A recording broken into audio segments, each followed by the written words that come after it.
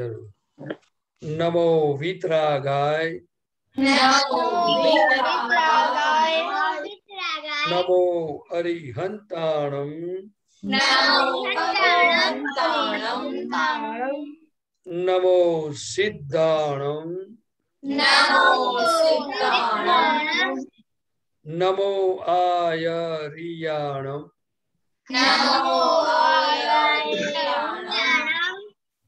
नमो उवज्जायाणम,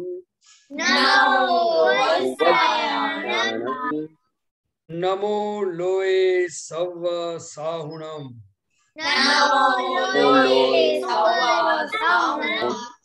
ऐसो पंचन मुक्कारो,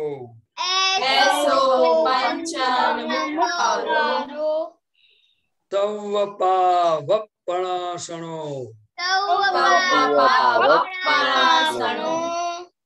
मंगलाणं च सव्वेसिं,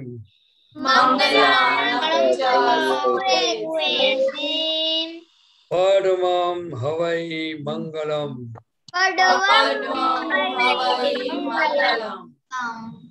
ओम नमो भगवते वासुदेवाय,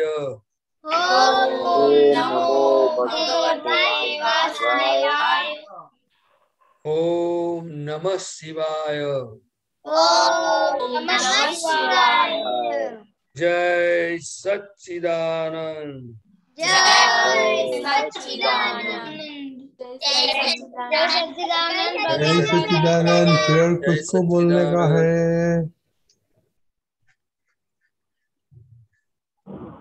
किसी को नहीं बोलने का है?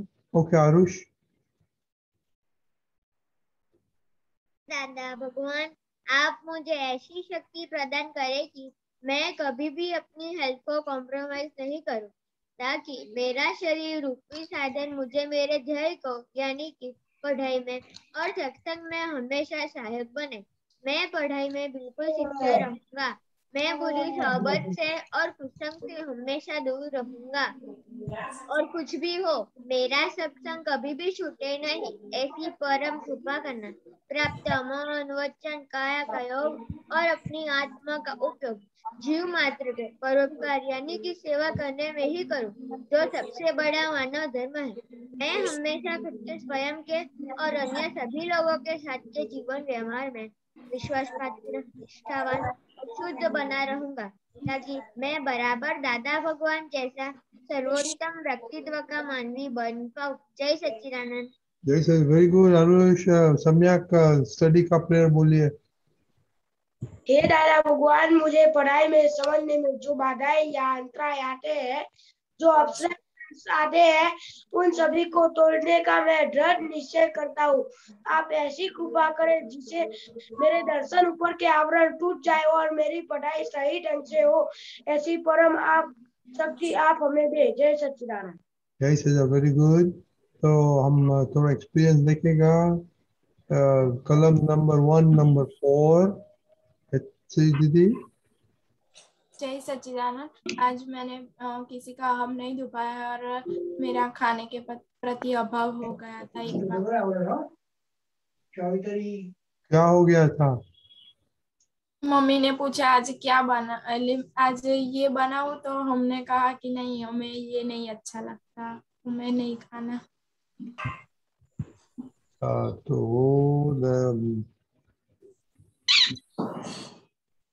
ओके हेता दीदी। जय सच्चिदानंद। आज मैंने किसी का हम नहीं दुबाया है और खाने में मैंने हिस्से के जैसे एक बार अभाव हो गया। क्या हो गया था? वही कि मम्मी ने जो बनाने वाली थी वो हमें नहीं खाना।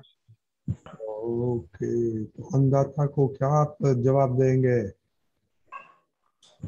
और दीप दादा बोलेगा, बताएगा। खुशी दीदी।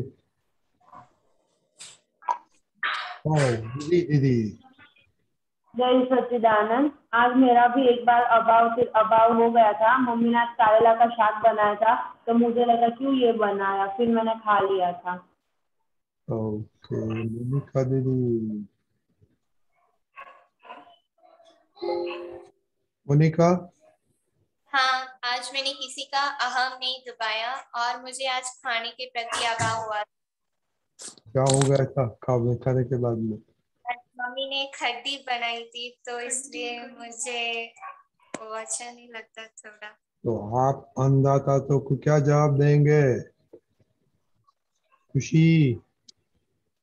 हाँ, मुझे भी आज अभाव हो गया था और मैंने आज किसी का भी आम नहीं दबाया।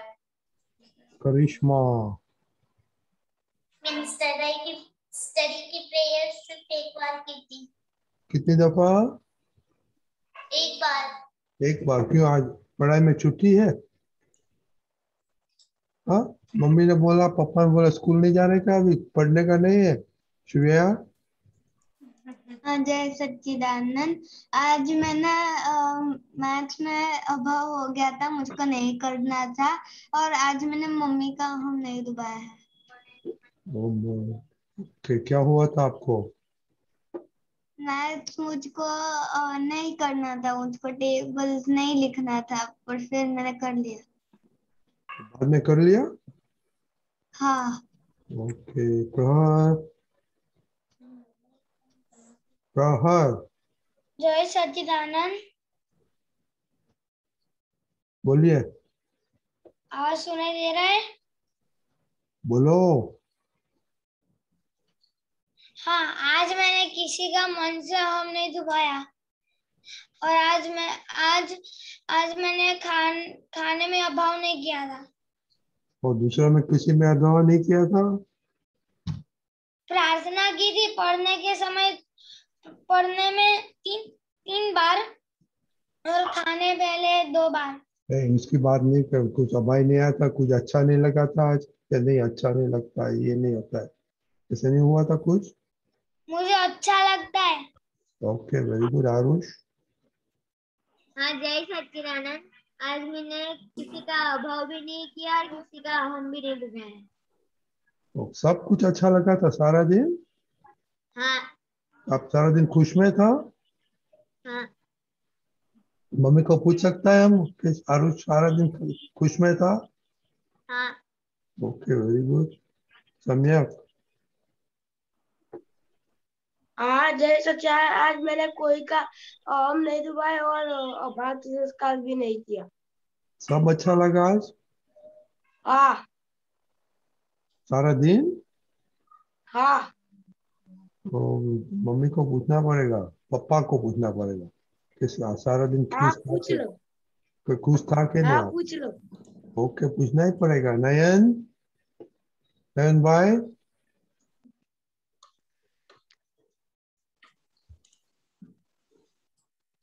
नयन भाई? હા જય સચ્ચિદાનંદ, આજે મારે ખાવામાં અભાવ થઈ ગયો હતો અને આજે મેં કોઈનો અહમ નહીં દુભાયો. क्या हुआ था खाने में आपको भी आज? कड़वा आ गया था कौन सा, किसमें करवाया? खाने में. क्या क्या चीज था, क्या क्या? रई का. रई का? ओके। ओके, दीपिका जी आपको बोलने का, आज सबको कुछ का, आज क्या दिन, आज कैसा दिन था? सबको प्रॉब्लम फूड में ही था। दादा, प्रदीप दादा? आज एलर्जी डे है, एलर्जी डे। और बोलिए अच्छा दादा। देखो, यहाँ दादा भगवान ने बड़ा अच्छा जीवन विज्ञान खुला किया है कि ये बारिश का जो मौसम होता है वो तंदुरुस्ती का मौसम होता है कि बीमारी का मौसम होता है? बीमारी का। बीमारी का। तो कुदरत ही हमें ऐसा खाना भेजती है कि आपकी तंदुरुस्ती बनी रहेगी और हम अपनी मनमानी करते हैं, ये चाहिए ये नहीं चाहिए। और मम्मी क्यों ऐसा बनाने के लिए सोचती है और हमें अच्छा नहीं लगता है? तो मम्मी को जो सोच आता है यानी जो विचार आते हैं बनाने का, तो उनको प्रेरणा कौन देता है? बोलो। मम्मी को प्रेरणा भगवान देते हैं? हाँ। कुदरत। कुदरत देते हैं। हाँ बोलो। हाँ। ऐसा है ना, मम्मी खास करके जो किचन में है तो उनको कुदरत से ही ऐसी प्रेरणा मिल जाती है। जो प्रेरणा होती है वो कुदरती होती है, विचार आते हैं वो कुदरती होते हैं, लेकिन हम अपनी मनमानी करते कि ये चाहिए ये नहीं चाहिए।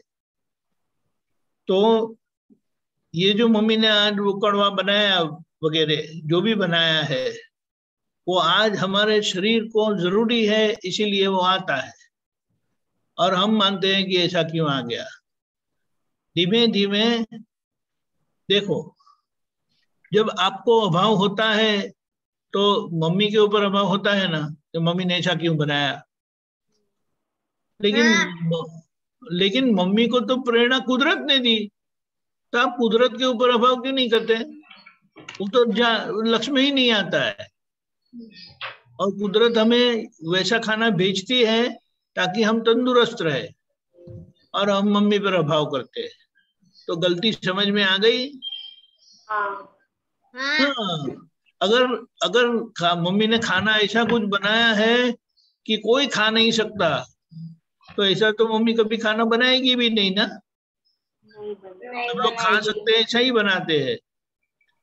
तो ऐसा है ना कि ये सब इसके पीछे कुदरत का हाथ है, और कुदरत ने मम्मी को प्रेरणा दी है, हमको थोड़ा ले लेना है। तो अगर ऐसा होता है, अगर खाते नहीं है, तो ये बहुत जोखिम वाली बात है। हमने वो बताया था सत्संग में पहले कि हम भाव भी करते हैं ना, यानी अभाव भी करते हैं, तो सामने वाले के अंदर पहुंच जाता है। हमारा मन है ना, वो ट्रांसमिट भी करता है और रिसीव भी करता है। उसके लिए कोई वायर की जरूरत नहीं है। तो इस तरह से हमें अपनी गलती को सुधार लेना है। और जब आप सोचो कि मम्मी ने कुछ खाना बनाया और आप नहीं खाते हैं या मुंह बिगाड़ के खाते हैं, अभाव होगा तो मुंह बिगड़ेगा ही कि नहीं। बिगड़ेगा तो वो तो हमारा मुंह तो किसी को दिखता नहीं है ना। हमको तो दिखता ही नहीं है। हमको तो दिखता ही नहीं है, तो दूसरों को भी कैसे दिखेगा। दिखता है ना। तो मम्मी को कितना दुख हुआ होता है, मम्मी को कितना दुख होगा। और हम बोलते हैं प्राप्त मन वचन काया से किसी जीव मात्र को किंचित मात्र दुख ना हो ना हो ना हो। एक तरफ प्रार्थना करते हैं, दूसरी तरफ ये गलती करते हैं, वो पता भी चलता है, लेकिन माफी किसने मांगी और किसने नहीं मांगी। नहीं, किसने मांगी, हाथ ऊंचा करो। अभाव हुआ, खाना नहीं खाया, देखो तो हमें पता चला ना कि ये गलती हो गई। ये गलती अभी सुधार लेना है। अभी ये सारा जीवन जो है ना हमारा, वो सीखना ही है। और अभी ये छोटी उम्र से ही हम सीखते जाएंगे, ढंग से सीखेंगे और गलतियां कम होगी। जितनी गलतियां कम होगी ना, आप अपने आप खुश रहेंगे, हैप्पी एंड चीयरफुल रहेंगे। नहीं तो कहीं ना कहीं ऐसा हो जाएगा, फिर किसी का चढ़ा हुआ मुंह देखने को अच्छा लगता है। तो फिर हमारा ही मुंह चढ़ा हुआ है, तो लोग देखेंगे तो क्या करेंगे। समझ गए। ये जीवन जो हमें मिला ना, वो जरा अंदर बिल्कुल ये छोटे से छोटा दुख का भाव जाता है ना, वो हमारी तंदुरुस्ती पर पूरा अटैक करता है। फिर कितना भी आप ये लगाओ, उसका कोई मतलब नहीं है। और ऐसे ही आप रहेंगे, इसे पॉजिटिव अहंकार बोलते हैं। ये ज्ञान की समझ से हम कोई भी परिस्थिति में पॉजिटिव रह सकते हैं। समझ गए। Very good. जय सच्चिदानंद। देवम। जय सच्चिदानंद। आज मैंने किसी का हॉर्न नहीं दबाया और आज मुझे अभाव तिरस्कार भी नहीं हुआ। सारा दिन अच्छा रहा। हाँ, लेकिन आज नीचे हम खेल रहे थे तो मैं टीम में हार गया, तो थोड़ा दुख हुआ था। क्या हुआ था? थोड़ा मेरा दुख गया था कि मैं गेम में हार गया इसलिए। ओके। और जम्बू सर, आप रिपोर्ट क्यों नहीं भेजते हैं? जम्बू सर,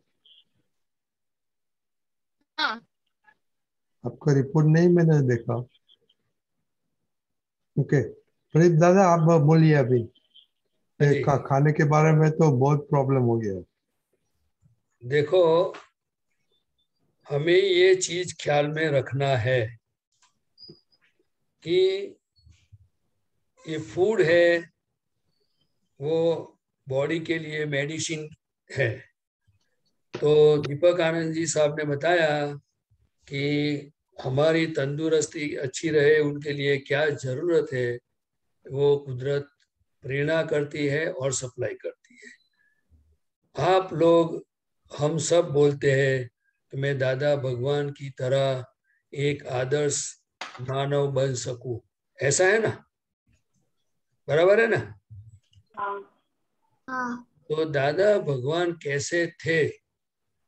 तो दादा भगवान ने एक बात किसी ने पूछा तो ऐसे ही दादा ने बता दिया कि इतने साल हो गए लेकिन मुझे क्या खाना अच्छा लगता है और क्या मुझे पसंद नहीं है वो आज तक किसी को पता चला नहीं है।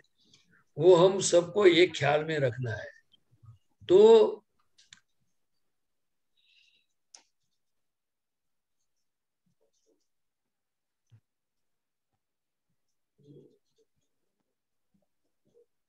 प्रदीप दादा, कि फिर अभाव, तिरस्कार, फिर मुंह चढ़ना, वो कुछ फरियाद ही नहीं रहेगी, फिर प्रतिक्रमण करने का सवाल ही नहीं आता है।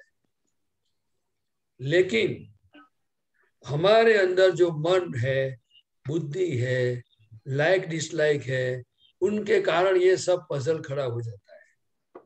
तो हमें अभी मन की बात सुननी है कि हमें सही समझ के साथ जीना है, वो हमें तय करना होगा। दूसरा, मैं आपको ये पूछता हूं कि आप अंदर सोचो कि आपने कभी खाना बना के मम्मी पापा को कभी खिलाया है? किसी को खिलाया है आपने? नहीं।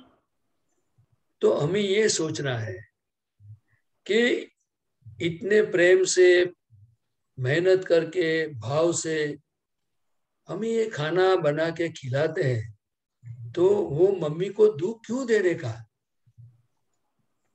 उनसे हमें क्या फायदा होगा? क्या खुशियां मिलती है हमें? क्या कुदरत खुश हो जाएगी? क्या अंदर बैठे हुए भगवान प्रकट होते हो जाएंगे? इसीलिए दादा भगवान ने बताया कि हमें सीखने के लिए ये जीवन है, हमें शिष्य बनना है। तो आप मम्मी से कितना सीख सकते हो? आप ना बोलते हो, मना करते हो, कुछ भी करते हो, फिर भी दूसरे दिन खाना और नाश्ता बना के देती है कि नहीं देती है? देती है। तो आपने मम्मी से कुछ सीखा?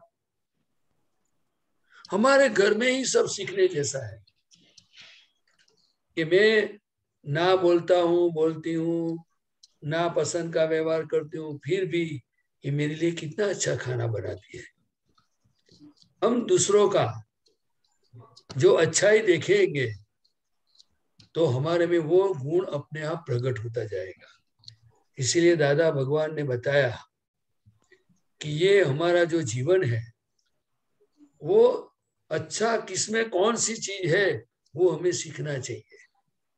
ऐसा करते करते एक दिन हमारे में पॉजिटिविटी 100% आ जाएगी।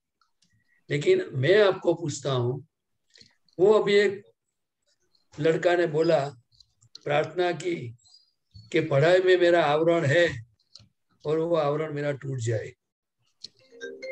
तो प्रार्थना बिल्कुल सही है, लेकिन आपने ये सोचा कि पढ़ाई के वक्त पे मुझे अंदर पढ़ने में इंटरेस्ट क्यों नहीं आता है? पढ़ाई के टाइम पे अंदर क्या क्या विचार आता है? जब तक हम प्रॉपर ट्रैक पे नहीं जाएंगे तो सॉल्यूशन आ सकता है कि नहीं आ सकता है? आ सकता है। तो दादा भगवान की कृपा वहां पर काम करती है कि हमें हमारी गलतियां दिखे कि आज पढ़ाई में मैं समझ के साथ पढ़ाई करता हूँ, मम्मी पापा ने बोला इसलिए पढ़ाई करता हूँ, सिर्फ 9 से 10 में जाने के लिए मैं पढ़ाई करता हूँ, सिर्फ पास होने के लिए करता हूँ, किस लिए पढ़ाई करता हूँ? अभी इस उम्र में हमें काम क्या है? आप खाना देते हैं, कपड़ा देते हैं, लाइट बिल भरते हैं, सब सुविधा देते हैं, फीस भी देते हैं, तो हमें हमारा कैरियर बनाना चाहिए कि नहीं बनाना चाहिए? अगर फिर भी दिक्कत आती है तो हमें कम्युनिकेशन करना चाहिए कि मेरा पढ़ाई में इंटरेस्ट क्यों नहीं आता है। तो दादा भगवान ने एक बात बताया। एक लड़का दादा भगवान के पास आया था, तो दादा भगवान ने उनको पूछा, दादा ने, कि भाई क्या बात है, आप बताओ। तो कि मुझे पढ़ाई में इंटरेस्ट नहीं आता है। कि अच्छा, तो आपको किसमें इंटरेस्ट आता है? कि मुझे क्रिकेट में इंटरेस्ट आता है। तो कि जब आपका इंटरेस्ट, जैसे क्रिकेट में आप क्या करते हो? तो मैं बॉलिंग करता हूँ, बैटिंग करता हूँ, बहुत अच्छा खेलता हूँ। दादा ने बोला जैसे आपका इंटरेस्ट पढ़ाई में बढ़ेगा कि पढ़ाई क्यों करनी है, इससे मुझे क्या फायदा है, जो इंटरेस्ट बढ़ेगा तो पढ़ाई में अपने आप आपका काम होता जाएगा। लेकिन हमें ये हमारा घर में, खाने में, पढ़ाई में, हर जगह पे दादा का जीवन में से बहुत सीखने जैसा है। तो मेरा आप सबको निवेदन है कि दादा भगवान दूसरी एक बात बताते थे, अगर आपको नापसंद खाना आया तो धीरे से थोड़ा बाजू पे रख दो, जो पसंद आता है वो खा लो। हो सकता है कि अपने को तंदुरुस्ती अच्छी नहीं हो, आपको ना मन में अच्छा नहीं लगता हो, तो आपको कोई बार तीखा कड़वा अच्छा नहीं लगता तो एक बार छोड़ दो, लेकिन हमेशा के लिए छोड़ने की आदत नहीं रखने की। लेकिन दादा ने बताया कि जो खाने पर भी जो अभाव करता है, तिरस्कार करता है, नाराजगी व्यक्त करता है, खाने के लिए मुंह चढ़ाता है, कुछ भी करता है, जो जो गलतियां करते हैं उससे अन्न देव नाराज होते हैं। तो हमें त्रिमंत्र 5 बार पढ़ के एक बार देवी देवताओं का आशीर्वाद और राजीपा प्राप्त करते हैं। फिर जो दीपक आनंद जी ने बताया ना कि मन वचन का ऐसे इस जगत के किसी भी जीव को किंचित मात्र भी दुख ना हो, ना हो, ना हो। वो प्रार्थना का हम फायदा 100 रुपया कमाते हैं और फिर गलतियां होती जाती है, उनके लिए हमारा जागृति कम हो जाती है, प्रतिक्रमण नहीं होता है, निश्चय मजबूत नहीं होता है, पॉजिटिव हम वापिस नहीं आते हैं, तो फिर कितना घाटा होता होगा। इसीलिए हमें हमारा जीवन धीरे धीरे आदर्श जो बनाना है, तो दादा के पास शक्ति मांग करके हमें फिर भी हमें खुद को जांच करना होगा, देखना होगा। जैसे हम रास्ते पे चलते हैं तो बातें करते करते चलते हैं, लेकिन ये बारिश का मौसम है तो खड्डे में पानी है, अगर कोई खड्डा पड़ गया हो तो हम देखते हैं कि नहीं देखते हैं, साइड में से चले जाते हैं ना, कि नहीं चले जाते। तो हमें ये हमारा जो एजुकेशन, ये सत्संग और ये हमारा जो जीवन इंडिया में है और इंडिया के बाहर भी है, तो हमें खुद को झांकना है कि आज खाने के टाइम पे क्या गलती की, किसने की, क्यों हुई। फिर बाद में पढ़ाई में 1-2 गलतियों को ढूंढो, फिर उनसे उनका प्रतिक्रमण करके ढूंढ निकालो कि ये किसने गड़बड़ किया। दिन में एक भी गलती अगर आप ढूंढ पाओगे और उसका सॉल्यूशन लाओगे, तो दादा भगवान ने बताया कि मल्टीप्लिकेशन में शक्ति बढ़ेगी। मल्टीप्लिकेशन समझ में आ गया आपको? हाँ। तो आप मुझे बताओ, शक्ति आपके अंदर भरपट पड़ी हुई है, ये संयोग नेगेटिव पॉजिटिव जो भी आता है, ना पसंद पसंद, वो हमारी शक्ति को खुला करती है। हमारा ज्ञान, हमारी समझ की वहां कसौटी होती है, एग्जाम होती है। तो हमें एग्जाम में पास होना चाहिए या फेल? अगर एक बार फेल भी हो गए, घबराने की जरूरत नहीं है, लेकिन हमें फिर तय करना होगा कि फिर से ये गलती करनी नहीं है। तो आप, मुझे ऐसा विश्वास है कि दादा की कृपा है, आपका जो निश्चय मजबूत होगा तो दादा आपको खूब शक्ति देंगे और आप दादा की तरह आदर्श मानव डे बाय डे बनते जाओगे। और आज जो आपको बोलना पड़ता है वो आपको अंदर से एक बार बाइट होगा कि आज मैंने करेले क्यों नहीं खाए, करेले में क्या गलती थी, एक बार खा के देखो, क्या वॉमिट हो जाती है। फिर मैं आपको साइंस की बात बताता हूँ। आपको चीज नापसंद आपके सामने आई तो आपको एक बार अंदर विचार आया मुझे नहीं खाना है, तो आपने कभी दांत को पूछा कि ये मैं अगर मुंह में डालूंगी तो आप चबाओगे कि नहीं चबाओगे? आपने जीभ को पूछा कि अगर मैं आपके पर ये खाना रखूंगी या रखूंगा तो अंदर धक्का लगाओ कि नहीं लगाओगे? आप स्टमक को पूछो कि आप डाइजेस्ट करोगे कि नहीं करोगे। आप तो बहुत डेवलप लोग हैं। दादा भगवान तो आपके लिए क्या बोलते थे पता है? कि आजकल के बच्चे हेल्दी माइंड है। आप साइंस जो दादा कहे तो हम एक्सपेरिमेंट करना चाहिए कि मुझे कौन ना बोलता है कि मुझे नहीं खाना है, कौन बोलता है मुझे नहीं पसंद है। चलो ठीक है, ना पसंद है, चलो देखते हैं, एक चम्मच ले लो, देखते क्या होता है। आप पूरा मत खाओ लेकिन 100% उसको तक रिजेक्ट मत करो। आप बोलो थोड़ा सा दे दो। कल मुझे ऐसा ही हुआ था कि वो पुलड़े बनाते हैं, पुलड़े, वो इसको चिलड़े बोलते हैं हिंदी में, वो चने के जो आटे से बनता है। तो मुझे बोला कि आप ये खाओगे, तो मैंने अंदर से बोला मुझे नहीं खाना है, लेकिन आवाज नहीं आई। लेकिन वो बना के जब टेबल पे मैं खाने गया तो थप्पी रखी हुई थी, 2-3 बना के रखे थे। तो अंदर से हुआ कि तुमने ना बोला था ना, जवाब नहीं दिया था ना, चलो खाओ, वो क्या कैसा लगता है देखते अपने। कुछ नहीं हुआ। Only psychology effect. हमें मन बताता है, बुद्धि बोलती है, हिसाब से चलते हैं। तो हमें थोड़ा थोड़ा एक्सपेरिमेंट करना है। करेला आप पूरा सब्जी मत खाओ, लेकिन 1-2 पीस लो और चबा के देखो। दादा भगवान ने क्या बताया मालूम है? कोई भी फूड आप ज्यादा चबा चबा के खाओगे ना तो आपको मीठा लगेगा। आप एक्सपेरिमेंट करना। तो हमें ये सब चीज दादा भगवान से जो मिली है, तो मुझे लगता है कि हमें उसका रिस्पेक्ट करते हैं और करना चाहिए। और हमें तय भी करना चाहिए कि इतनी अबजों की बस्ती में मुझे जो दादा का ज्ञान मिला है, दादा की जो समझ मिली है, जिस रास्ते पे दादा चले हैं, बस मुझे उनकी नकल नहीं करनी है, लेकिन मुझे पुरुषार्थ करके आगे बढ़ना है। मेरी प्रकृति में नेगेटिविटी है, उसको हटाना है, और बाय फैक्ट क्या है वो मुझे देखना है। बराबर है? तो पढ़ाई के बारे में मैं सभी को विनंती करता हूँ कि आपको पढ़ाई के टाइम पे कौन आपको परेशान करता है, क्या विचार आते हैं, क्या क्या फोटो आते हैं, क्रिकेट की बात आती है, कोई फ्रेंड्स आते हैं याद, खाने का सोने का मन बताता है, क्या बताता है, और वो सब आप पहले ढूंढ निकालो। फिर उनके सामने क्या पुरुषार्थ करने का, वो आप दूसरे किसी भी आपता पुत्र को पूछना। क्योंकि पूछने में आप आपकी गलती जाहिर करते हो, बहुत बड़ी बात है। लेकिन साथ साथ में हमें ये भी तय करना होगा कि दोबारा ये गलती नहीं हो, ऐसा मुझे जीवन जीना है, ऐसा जागृत रहना है। ऐसा हम डिसाइड कर सकते हैं? कर सकते हैं।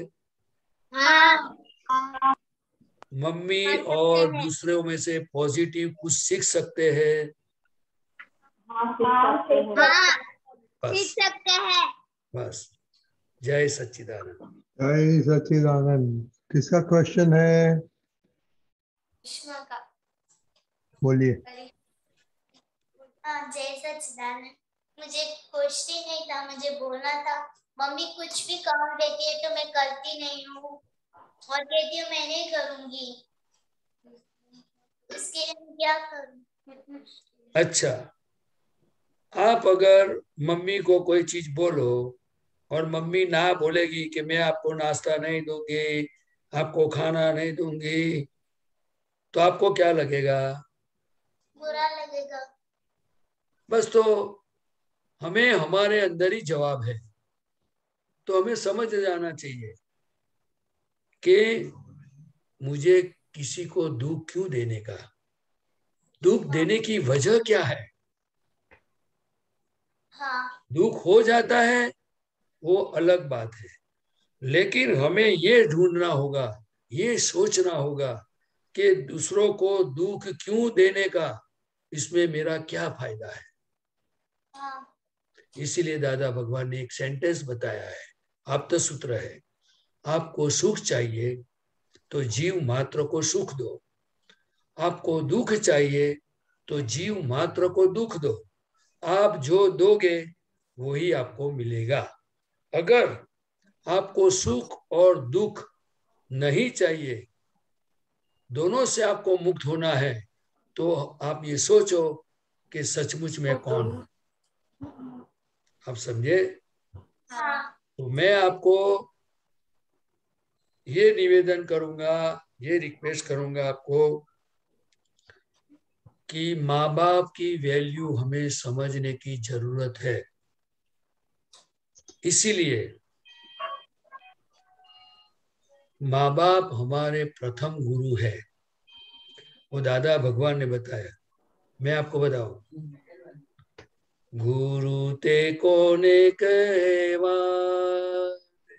जेने જોવાથી શીશ ઝૂકી જાય, બાળપણામાં સંસ્કાર સિંચન માનસ ગણતર જ્ઞાન। એટલે अपने को कपड़ा कैसे पहनने का, खाना कैसे करने का, वो सब कौन सिखाता होगा? माँ बाप। तो हम उनको गुरु मानते हाँ नहीं। अगर जो गुरु मानते हैं तो उनकी आज्ञा उठाओगे आप, लेकिन हम टीवी देख करके, लोगों का देख करके, कुछ पढ़ के, कुछ सुन के, वो ऐसी सब चीजें हमारे अंदर घुसी हुई है। सॉरी, माफ करना, हम माँ बाप का रिस्पेक्ट कम करते हैं। हम माँ बाप के साथ व्यवहार जरूरत पड़ने से करते हैं, लेकिन ये समय ऐसा है। लेकिन फिर भी एक दिन आप सोचना कि मम्मी नहीं होगी तो कितनी तकलीफ आएगी। एक काम वाली एक दिन नहीं आती है तो घर में कितनी परेशानी होती है। हाँ तो मम्मी नहीं होगी तो कितनी परेशानी होगी, पप्पा नहीं होंगे तो कितनी परेशानी होगी। तो हमें शुक्र मानना चाहिए कुदरत का कि हमारे माँ बाप हमारे साथ है, तो उनकी सेवा करो, उनका रिस्पेक्ट करो। और दादा भगवान ने तो यहाँ तक बताया था उनके मित्र के लिए कि उनके सभी फ्रेंड्स को बोल दिया था कि आपको कभी भी मेरी जरूरत पड़ जावे तो रात को 12 बजे कभी भी मेरे पास आना, मैं आपका काम कर दूंगा। फिर ये बोलने के बाद दादा को विचार आया कि अगर ये लोग मुझे काम के लिए बुलाएंगे नहीं, क्योंकि उनको विचार आएगा कि मैं अंबालाल भाई को रात को जगाया, बुलाया, और तो वो भी शायद हमको रात को बुलाएंगे तो हमें जाना पड़ेगा। तो दादा को रिवॉल्यूशन में तुरंत समझ में आ गया, तो दादा ने तुरंत बोल दिया कि मैं आपको मेरे काम के लिए कभी भी आपको परेशान नहीं करूंगा, कभी भी नहीं बुलाऊंगा, लेकिन प्लीज आपको जब भी जरूरत पड़ जावे तो मुझे आप बुलाना। तो दादा को फ्रेंड्स को कह सकते थे, कहते थे, तो हम हमारे माँ बाप के लिए कह सकते हैं कि नहीं कह सकते? कह सकते हैं। सोच सकते हैं कि नहीं सोच सकते? हम सोच सकते हैं। हमें आदर्श मानव बनना है। वो आपकी भावना को सफल कैसे होगी? आपको लगता है कि हमारे जीवन में इनकी जरूरत है? हाँ है। हाँ। इसीलिए माँ बाप का रिस्पेक्ट करो। आजकल के बच्चे ज्यादा करके, मैं ऐसा नहीं बोलता हूं, उनका कोई इंटेंशन की बात नहीं करता हूं, इट हैपन्स, हो जाता है। कभी मम्मी के सामने बोल देते हैं, कभी मम्मी को रुला देते हैं, कभी ऐसा व्यवहार करते हैं कि जिससे मम्मी को टेंशन बढ़ता है, पापा को टेंशन बढ़ता है। हाँ। तो हमें इस जगत में माँ बाप को जो दुख देते हैं, जाने अनजाने में दुख हो जाता है, तुम एक आदर्श मानवी कैसे बनेंगे? तो फिर भी दादा ने बोला आप बन सकते हो। कैसे? अगर जब जब आपकी गलती पता चले कि ये गलत है, तो वहां से हमें पीछे हटना है, हमें तय करना है कि दोबारा ऐसी गलती नहीं करनी है। और दादा भगवान ने तो यहां तक बोला, आप मेरे पास शक्ति मांगो, शक्ति मांगने का काम आपका है और शक्ति देना का काम मेरा है। आपको कुछ काम लगेगा, आप डिसाइड करो कि कोई भी मेरा बोझ मम्मी पापा को नहीं होना चाहिए। जैसे कि मेरा काम जितना भी मैं कर सकता हूं या कर सकती हूं, वो मुझे खुद करना है। और इस घर में खाने के लिए, कोई चीज के लिए, अगर फ्रेंड्स की बर्थडे भी है, कोई ओकेशन कितना भी बड़ा हो, लेकिन मेरे माँ बाप को दुख होता है, तो मुझे कुछ नहीं करना है। मैं कन्विंस करने की कोशिश करने का, लेकिन उनकी आज्ञा लेना बहुत जरूरी है। ये हमारा संस्कार है। मैं आपको एक छोटा सा एग्जांपल देता हूं। दादा भगवान जब छोटे थे, तो बच्चे जब गलियों में खेलते हैं तो झगड़ा भी हो जाता है। तो दादा से एक लड़के को चोट आ गई, तो वो लड़के की माँ दादा की मम्मी के पास आई और उन्होंने बोला कि आपके अंबालाल ने मेरे बेटे को मारा और उनको तकलीफ हुई। फिर जैसे दादा घर पे गए, तो जवेरबा ने, उनकी मम्मी का नाम जवरबा, जवरबा ने क्या बोला पता है? कि बेटा, मैं तो तेरी माँ हूं, तुझे अगर जो चोट कोई लगाएगा, अगर चोट आएगी, तो मैं आपको पट्टी बांध दूंगी। लेकिन अगर जिस लड़के को आपने मारा, झगड़ा किया, अगर उनकी माँ नहीं होती तो उसका क्या होता? आपको समझ में आया? हाँ। तो हमें खाने के बारे में, कोई भी चीज के बारे में, हमारे माँ बाप हमारी पूरी केयर करते ही है। वो खुद नहीं खाते हैं और हमें खिलाते हैं, लेकिन हमें वो पिक्चर पता नहीं है, वो स्टोरी पता नहीं है। तो हमें ये डिसाइड करना है कि कुछ भी हो जाए, मुझे थोड़ी दिक्कत होगी, तकलीफ होगी, तो मैं यंग हूं, लेकिन मेरी मम्मी को, पापा को पता नहीं चलना चाहिए कि आज मुझे दुख हुआ है, आज मुझे ये खाना अच्छा नहीं लगा है। दादा भगवान इतना टेस्ट से खाते थे, आज तक कोई बोल नहीं सकते कि ये दादा को ना पसंद है या पसंद है। तो हम दादा जैसे मानव बनने की हमारी सबकी भावना है। तो हमें थोड़ी थोड़ी दादा की बातें भी हमारे जीवन में सुन करके, पढ़ करके हम कुछ तय करें कि हम इस रास्ते पे चलना है, और दादा हमें शक्ति दे। जय सच्चिदानंद। जय सच्चिदानंद। अभी जय सच्चिदानंद। करिश्मा, आज से क्या करेंगी आप? मम्मी की बात मानूंगी। ओके, कल बताना कितना मम्मी को हेल्प किया, कितना हाँ बोला। वो दूसरा होमवर्क आप। ओके, जय सच्चिदानंद। जय सच्चिदानंद। गीता बहन। जय सच्चिदानंद रजनीकांत अंकल साहेब। जय सच्चिदानंद।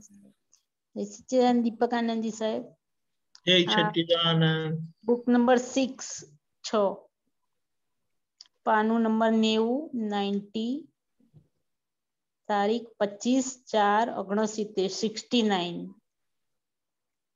વડોદરા. નીચે પેજ 36 of 40. Binding number 4. બોલજો. હાજી. પેરેગ્રાફ ખબર છે? વચ્ચે પેરેગ્રાફ છે, પાનામાં વચ્ચે છે. ઓકે. હા.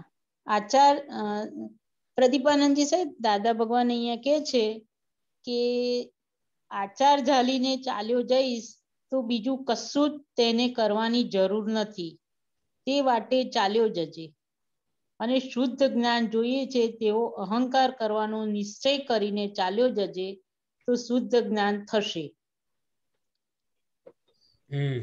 હા, આમાં થોડુંક પ્રકાશ આપીને સમજાવો ને સાહેબ. આચાર ઝાલીને ચાલ્યો જઈશ તો બીજું કશું જ તેને કરવાની જરૂર નથી, તે વાટે ચાલ્યો જજે. હા, એટલે આચાર એટલે છે ને કે આચાર, વિચાર અને ઉચ્ચાર, બરાબર. હવે હંમેશા શું છે, અત્યારે કળિયુગમાં જે આચાર છે ને એ બધાના જુદા જુદા છે. તમને સમજાય ને, કારણ કે મન વચન કાયાની એકતા નથી, બરાબર ને. એટલે આ આચાર ઝાલીને ચાલ્યો જઈશ તો બીજું કશું તને કરવાની જરૂર નથી. પણ એ તો જો કોઈ જ્ઞાની પુરુષ અથવા તો વિતરાગ પરમાત્માની વાત હોય અને એને એમના આશય પ્રમાણે સમજણમાં આવે, જેમ આપણે અહિંસા પરમો ધર્મ કહ્યું, બરાબર છે? બરાબર ને? કે એવા જો એ આચાર સાથે જાય તો પછી એને કશાની જરૂર પડે નહીં. પણ મન વચન કાયાની એવી શક્તિ આજે છે નહીં, બરાબર ને? અને બીજું કે શુદ્ધ જ્ઞાન જોઈએ તેવો અહંકાર કરવાનો નિશ્ચય કરીને ચાલ્યો જજે. તો કે આપણી પાસે જે જ્ઞાન બધાને મળે છે એ બધું કેવું છે, તો કે પુસ્તકનું જ્ઞાન છે, પછી બુદ્ધિનું જ્ઞાન છે, ખ્યાલ આવ્યો ને? પછી એને વિદ્યા જ્ઞાન પણ કહ્યું. શું કહ્યું? તો કે અત્યારે બધાના પાસે કયું જ્ઞાન છે, તો કે પૈસા કમાવા, બંગલા બનાવવા, આ કરવું, પૂજાઓ, આ બધી જાતનું છે. ધર્મમાં પણ બધી જુદી જુદી વ્યવસ્થા થઈ ગઈ છે, ખ્યાલ આવે ને? તો કે કઈ વ્યવસ્થા? તો કે મંદિરો બનાવવા, હોસ્પિટલો બનાવી, ગૌશાળાઓ બનાવી, આવું બધું થઈ ગયું. એને શુભ જ્ઞાન કહેવાય. શું કહેવાય? શુભ જ્ઞાન. પણ એનાથી એ શુભાશુભ જ્ઞાન છે. કેવું છે? અને શુદ્ધ જ્ઞાન એટલે કે હું શુદ્ધાત્મા છું, અનંત જ્ઞાન દર્શન વાળો છું, એટલા પોતાના સ્વરૂપનું જ્ઞાન. મને હું કોણ છું એ જ મને જાણવું છે. એવું જે એવો અહંકાર જેને કર્યો હોય કે હું ખરેખર કોણ છું એ જ મને જાણવું છે, તો એક દિવસ એને જ્ઞાની પુરુષ મળી જાય. પણ અત્યાર સુધીમાં હું કોણ છું એવું કેટલા જણા જાણતા હશે? બહુ ઓછા લોકો. બહુ જ ઓછા. ને કારણ શું છે કે આટલા બધા દુઃખો પડે, શરીર ચીરાય, ફાટે, હાધા મારે, બધું જ થાય. પણ એને હું કોણ છું એવું ભાન તો જ્ઞાની પુરુષની કૃપાથી કોઈ કાળમાં એવા સંગ મળ્યા હોય પુણ્યાનુબંધી પુણ્યથી તો બધા વિચાર આવે. શું આવે? તો જ વિચાર આવે. બહુ મુશ્કેલ છે આ. પણ દાદા ભગવાને શું કર્યું છે તમને કહું. એ પ્રાતઃ વિધિમાં આ જે વાક્ય છે ને, તું શુદ્ધ જ્ઞાન જોઈએ તેવો અહંકાર કરવાનો નિશ્ચય કરીને ચાલ્યો જજે તો શુદ્ધ જ્ઞાન થશે. એટલે એ વખતે સત્સંગમાં જે નિમિત્તની વાત નીકળી છે પણ એમે પ્રાતઃ વિધિમાં મૂકેલું છે. ખ્યાલ આવ્યો કે કેવળ શુદ્ધાત્મા અનુભવ સિવાય આ જગતની કોઈ પણ વિનાશી ચીજ મને ખપતી નથી. પ્રગટ જ્ઞાની પુરુષ પ્રાપ્ત હો, પ્રાપ્ત હો, પ્રાપ્ત હો. એટલે બીજું સેન્ટેન્સ એની નીચે જ છે, આગળ પાછળ છે, જે હોય તે. હા, સમજી ગયા ને? એટલે અત્યારે જે આપણા આચાર છે ને એને ઇફેક્ટ કહેવાય. શું કહેવાય? ખ્યાલ આવ્યો? આચાર એટલે વર્તન. વર્તન. હવે સતયુગમાં જયારે દાખલા તરીકે મન વચન કાયાની એકતા હતી ને ત્યારે બધા આચારો બદલાઈ શકતા હતા.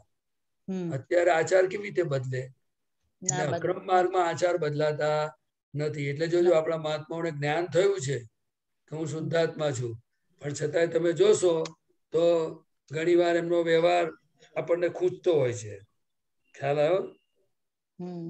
એટલે એટલે આમાં મૂળ વસ્તુ શું છે કે શુદ્ધ જ્ઞાન અને નિશ્ચય. નિશ્ચય એ બહુ સમજવા જેવી વસ્તુ છે. તો કે જેવી રીતે કોઈ ડોક્ટર થવાનો નિશ્ચય કરે છે, કોઈ એન્જિનિયર થવાનો નિશ્ચય કરે છે, કોઈ ઘર બનાવવાનો નિશ્ચય કરે છે, એના માટે લોનો લે, રાત દાડો મહેનત કરે. ખ્યાલ આવ્યો ને? એવી રીતે ખરેખર મનુષ્ય જીવનમાં આપણે નિશ્ચય શું કરવો જોઈએ કે હું ખરેખર કોણ છું એવું જ્ઞાન થવું જોઈએ. જે જ્ઞાન મળ્યા પછી મને ચિંતા ઉપાધિ દુઃખ આવે નહીં. ખ્યાલ આવ્યો? દુઃખ અડે નહીં. વારંવાર આ જન્મ મરણમાં આવવું પડે નહીં. પણ એ તો સત્સંગ એવો મળે અને કોઈ એવા પુરુષની કૃપા હોય ત્યારે આવા બધા બીજ પડે. શું?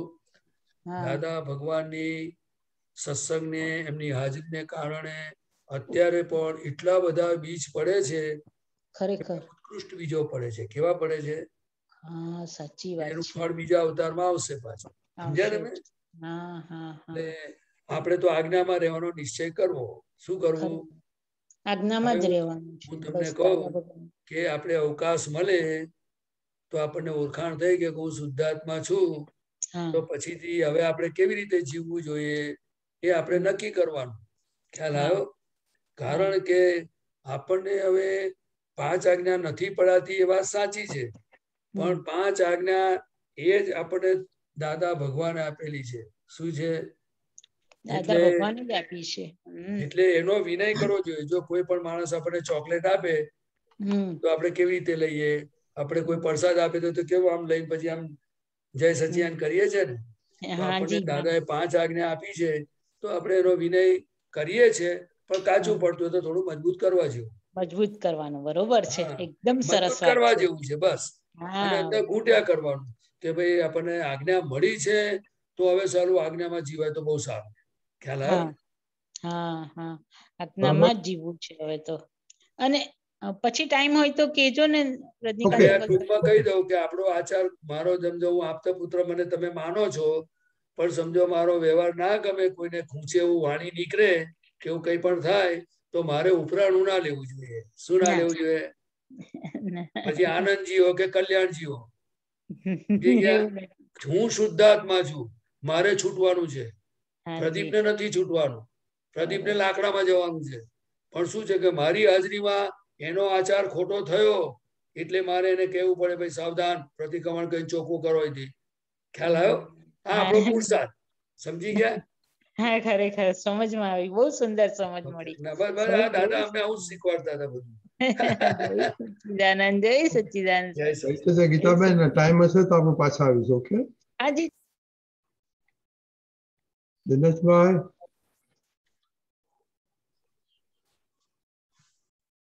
જય સચ્ચિદાનંદ દીપકાનંદજી. જય સચ્ચિદાનંદ.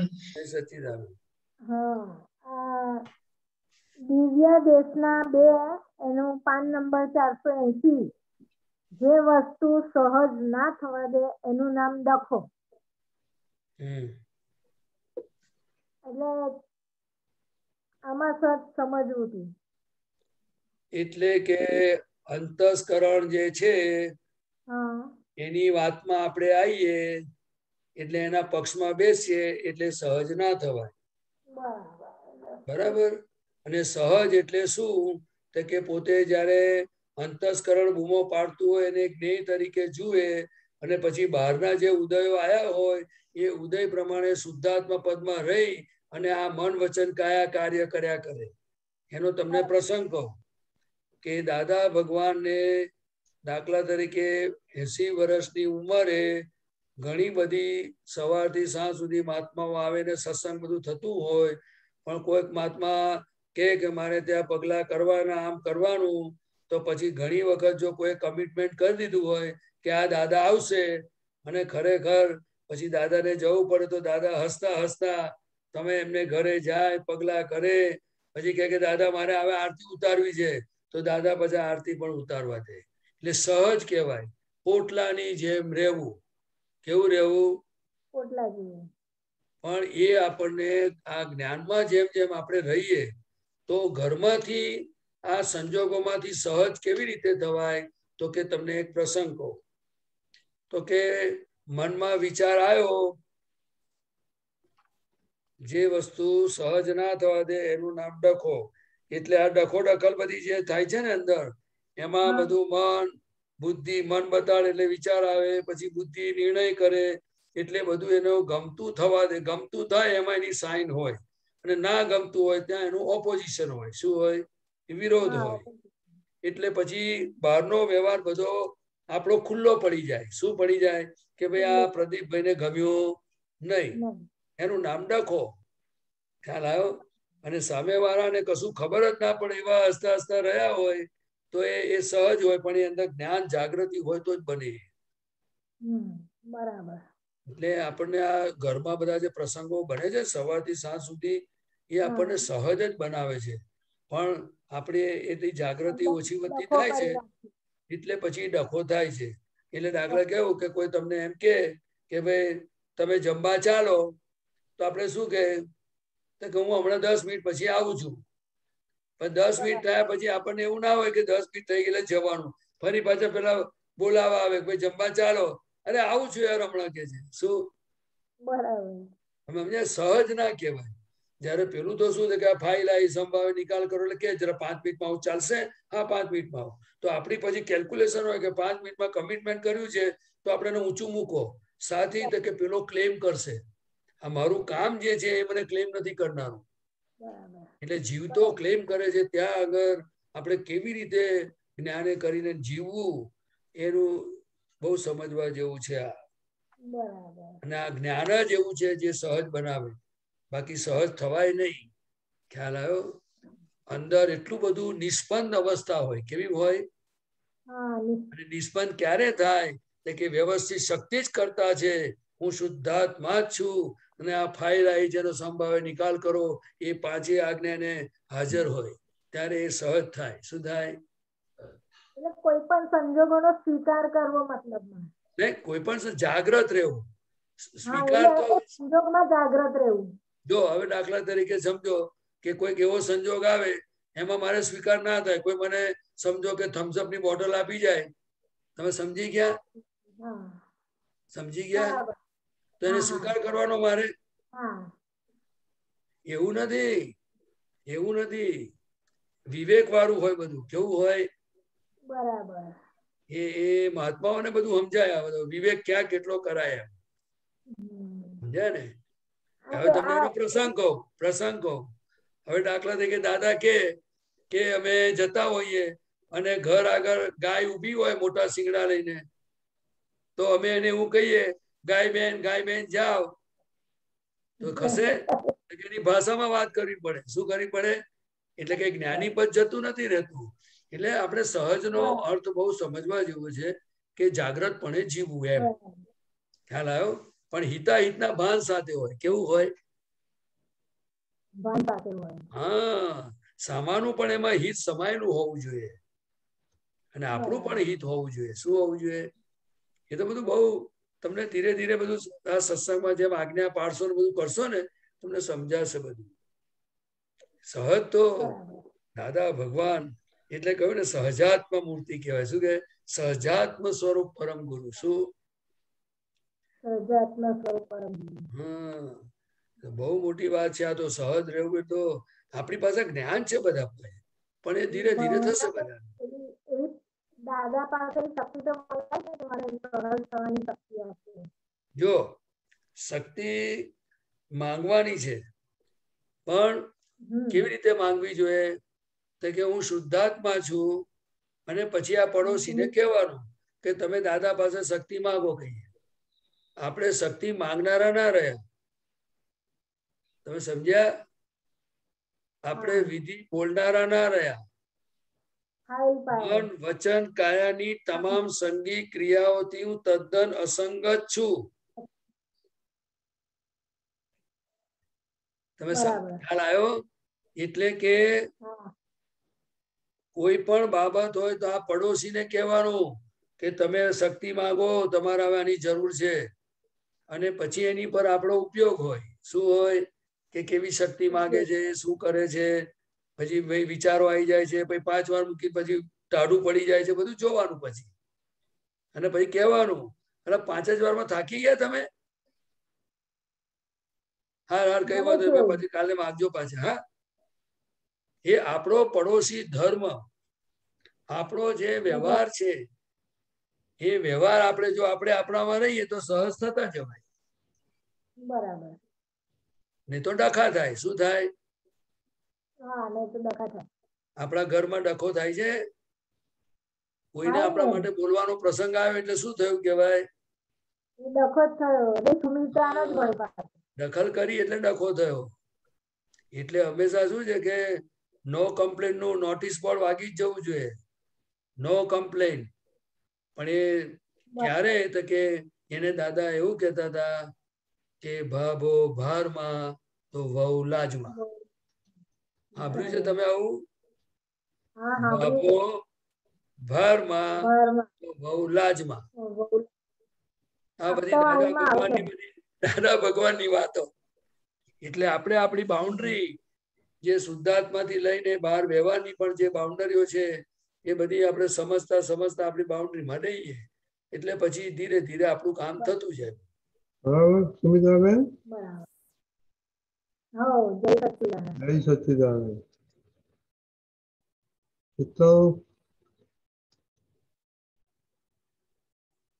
જય સચ્ચિદાનંદ દીપકાનંદજી, રજની અંકલ, પ્રદીપાનંદજી. જય સચ્ચિદાનંદ પ્રદીપાનંદજી. આપણી ત્રીજી આજ્ઞા છે જગતની અંતા વ્યવસ્થિત શક્તિ કરતા છે, તો એનો દુરુપયોગ ના થાય એનું ખાસ આપણે ધ્યાન રાખવું જોઈએ. એટલે કશું બનતા પહેલા ના બોલી દેવાય કે વ્યવસ્થિત છે. આપણે બધા પ્રયત્નો કરવા જોઈએ. પણ પછી ત્યાં મારા ઘણા બધા પ્રશ્નોના જવાબમાં આપતપુત્રો કોઈ વાર કહે છે કે પછી દાદાને સોંપી દેવાનું. એમ તમે પણ કહેલું છે મને આ અમુક વાતમાં કે દાદાને સોંપી દેવાનું. તો એ સોંપી દેવાનું વિજ્ઞાન શું છે? કારણ ક્યાં મારી સત્તા ક્યાં છે, ક્યાં નથી, કયા પોઈન્ટે દાદાને સોંપી દેવાનું એ સમજાવો. જુઓ, આપણે બધા મહાત્માઓને વ્યવહાર છે. હા, કારણ કે આપણને હજુ બધું જૂનો હિસાબો ફાઇલો બધું છે. હવે આપણે કેવી ભૂલો ગયા અવતારમાં થઈ છે આપણને કશી ખબર છે નહીં. એટલે અત્યારે આપણને ઘણીવાર પ્રતિકૂળ સંજોગો આવે, એટલે કે ના ગમતા સંજોગો આવે અથવા કોઈ પણ સંજોગ આપણને દુઃખ લગાડે એવા હોય, મૂંઝવે એવા હોય, એવું બધું આવે. કોઈને પૈસાનું આવે, કોઈને શરીરનું આવે, કોઈને ઘરના છોકરાઓનું આવે. ખ્યાલ આવ્યો ને? સગા સંબંધીઓનું આવે, ધંધાનું આવે, સરકાર તરફનું, બધી બાજુથી આવે. તો આપણને એ જ્ઞાને કરીને જોવું જોઈએ. પણ પછીથી જ્ઞાને કરીને પણ કેટલીક વખત એક પરિસ્થિતિ એવી હોય છે એને ભોગવટો કહેવાય. એ ભોગવટો એવો ભારે હોય તો તે વખતે આપણને શુદ્ધાત્મામાં ના રહેવાય, પછી અસીમ જયકાર ના બોલવા દે, પછીથી આપણને આખો દાડો ચેન ના આવે, ખાઈએ તો ગમે નહીં, ઊંઘ આવે નહીં, એવું બધું થયા કરે. એ બધા ભોગવટા પરિણામ કહેવાય. શું કહેવાય? તો તે વખતે દાદા ભગવાને શું કહેલું કે ભાઈ આ ભોગવટામાંથી તું છૂટો થઈ જજે અને આ બધું તું મને સોંપી દેજે. બરાબર. આમ તો એ જયારે હાજર હતા ત્યારે એમણે ખુલ્લે આમ કહ્યું કે ભાઈ તમારા દુઃખો મને સોંપી દો અને મારી પાસે જે સુખ છે તમે લઈ જાઓ. પણ દાદા કે કોઈ સોંપવા આવતું નથી. હા, એ હાજર હતા ને બોલતા હતા, એ સાંભળેલી વાત કહું છું. હા, વાંચેલી નથી કહેતો. એટલે દાદાને સોંપવું એટલે શું થાય છે એનાથી કે આપણે જે અવસ્થામાં મારે કરવાનું, મને આવું થાય છે, હું આમ નહીં કરું તો આમ થશે, એ જે હું પણ મારા પણ બધું જે અંદર ડિસ્ચાર્જ ભાગમાં જે બધું માથાફોડી થાય છે ને, જેને કારણે આપણું પોતાનું સુખ આવતું નથી. એટલે દાદા કે ભાઈ તું બોજો શું કરવા લે છે?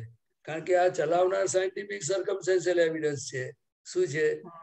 પણ કે તું હવે એ આજ્ઞા એટલી ના હાજર રહે તો તું એકવાર મને સોંપી દે અને તું અસીમ જયકાર બોલ્યા કર કે પોતાની આજ્ઞામાં રહે. ખ્યાલ આવ્યો? તો મને સોંપ્યું હશે ને તો પછી ધીરે ધીરે આત્માનું થશે અને આ બધું એનો સમય બધો નિવેડો એનો આવશે. એને એવું કહેતા હતા કે સુડી ગાવ સોએ સરે. દાદાને સોંપે એટલે હા, પણ એને સોંપવું પડે ને. તમને ફરી દાદા બીજો રસ્તો બતાવ્યો તો કે તમે મને સોંપો ને પછી તમારું અંદર મન બુદ્ધિ બધા બેઠેલા છે. એ લોકો શું કે છે, અરે દાદાને સોંપ્યું, અઠવાડિયું થઈ ગયું પણ હજુ કશું થયું તો છે નહીં. ખ્યાલ આવે ને? એટલે તમારે પાછું કહેવાનું કે ગો ટુ દાદા. મેં દાદાને સોંપ્યું છે, તું મારી જોડે મગજમારી ના કરીશ. તું જે દાદા કરશે મને બધું મંજૂર છે. ખ્યાલ આવ્યો? અને તમારા દાદાને અંતરથી પ્રાર્થના કે દાદા મને મૂંઝવે છે, તમે એનો ઉકેલ લાવજો. એટલે તમારે ગો ટુ દાદા જ કરવું પડે. શું કરવું પડે? હું પણ આ ધંધો કરું છું. ગો ટુ દાદા. હું પણ આ જ ધંધો કરું છું. હવે આપતા પુત્ર તો કશું ફાયલો ના હોય છતાં કેમ કરતો હોઈશ? કેમ કરો છો? પૂર્વ કર્મના બધા આપણે જે ઊંધા છતાં ચિત્રાયમાનના ચોપડા આપણી પાસે હોય ને, એ બધા એક એક પાનિયા ખુલે. એટલે તે વખતે અત્યારે આપણે જ્ઞાનથી જીરવવાની શક્તિ ના હોય એટલી. એટલે તે વખતે આપણે દાદાને હોંપવાનું અને દાદાને જોડે રાખવાના. બરાબર. ખ્યાલ આવ્યો? કારણ કે જ્ઞાની પુરુષ એ જ આપણો આત્મા છે.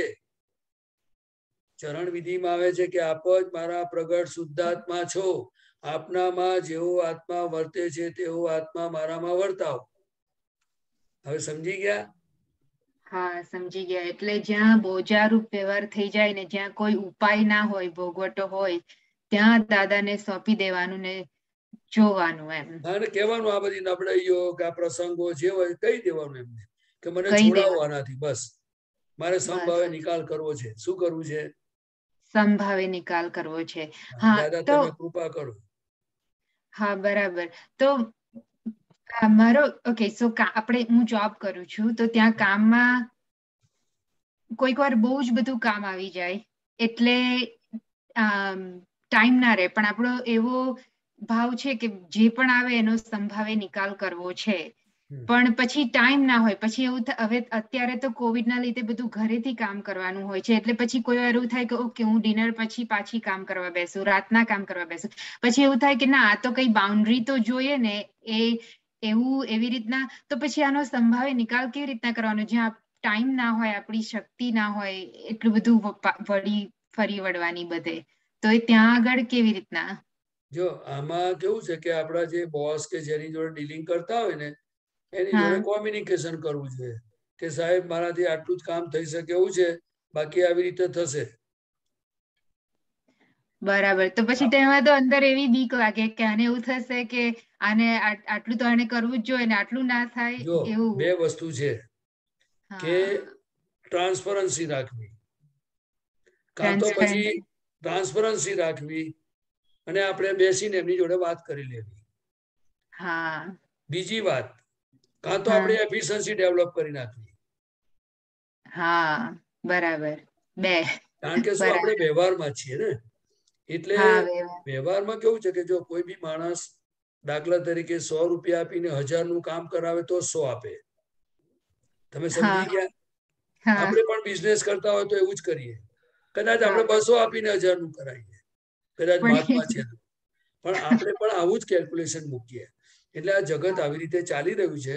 પણ આપણે હંમેશા શું છે કે હું તો પહેલેથી તમને કહું કે દાદા ભગવાન હતા ત્યારે એમની જોડે મને અમુક કોઈ વાત લાગે તો કહેતો, પહેલે દિવસ બી કહી અને આજે પણ મને છે ને કશું લાગે ને તો મારામાં શક્તિ કાચી પડે ને તો 2-5 વાર દાદાભાઈ શક્તિ માંગીને અઠવાડિયા મહિના પછી પણ હું ઉઘાડું કરી નાખું એક વાર કે ભાઈ આપણે આમાં આપણું ગજુ નથી ભાઈ. ખ્યાલ આવ્યો? એનું કારણ શું છે કે આપણે કોઈને અંધારામાં રાખીએ ને મૂંઝાયા કરીએ તો બેય બગડે. બરાબર. એટલે તમે ટ્રાન્સપેરન્સી કહ્યું. બરાબર. આપણે શું છે કે એમની સાથે બેસીને વાત કરીએ કે સાહેબ મારી આ સિચ્યુએશન છે, તમે મને કઈક રસ્તો કાઢી આપો, હું ઓછું કામ કરીશ એવું ના બોલાય. બરાબર છે. તમે મને કઈક મને રસ્તો કાઢી આપો, હું કેવી રીતે કરું આમાં. આપણે કોઈની પાસે રસ્તો નથી માંગતા, આપણી ડિમાન્ડ જેમ હોય છે ને એ આપણે રજૂઆત કરીએ છીએ કે હું આટલું જ કામ કરીશ, આટલું કામ કર્યો તો આમ થાય. તો આ સંભાવે નિકાલ કરવામાં એવું નથી આવતું જે આવે તે બધું કરી નાખું. આ તો આ ટ્રાન્સપેરન્ટ ઓપન કમ્યુનિકેશન એવું નથી.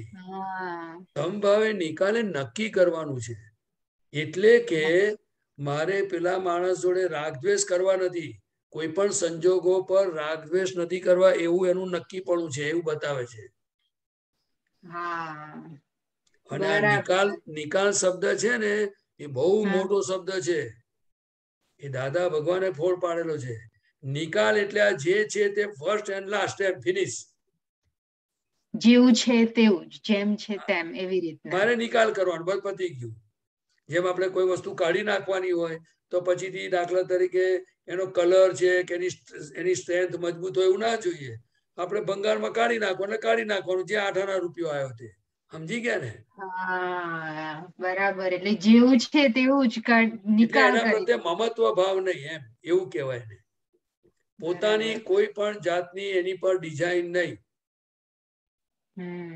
એક્સપેક્ટેશન નહીં, ખાલી સંભાવ નિકાલ ફિનિશ.